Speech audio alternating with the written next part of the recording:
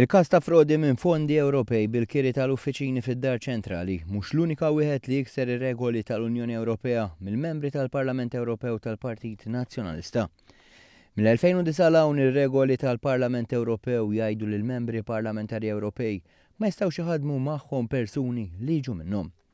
Iżda meta wieħed iħares lejn il-lista tal-impjegati li tħaddem magħha l-membru parlamentari Ewropew Nazzjonalista Roberta Metsola, issib l-isem ta' Matthew Tabone imniżżel bħala assistent akkreditat.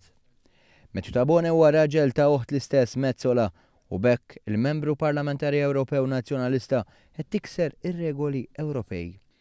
Assistent akkreditat bħal huwa Matthew Tabone ikun ibbażat fuq mit-tliet postijiet ta' ħidma tal-Parlament Ewropew, jiġifieri Brussell, Lussemburgu jew Strasburgu.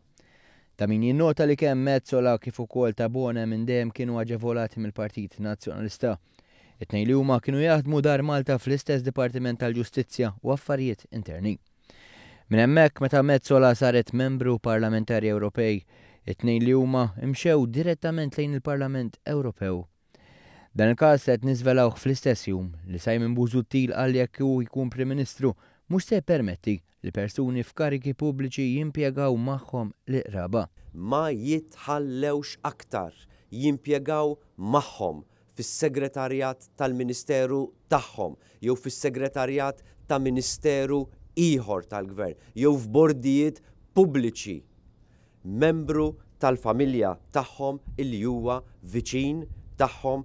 Din hija sitwazzjoni ta' inċest kbir. Iżda meta mistoqsi dwar dan Simon Busuttil ħarab għal kollox dwar Metsola ma ridx jitkellem.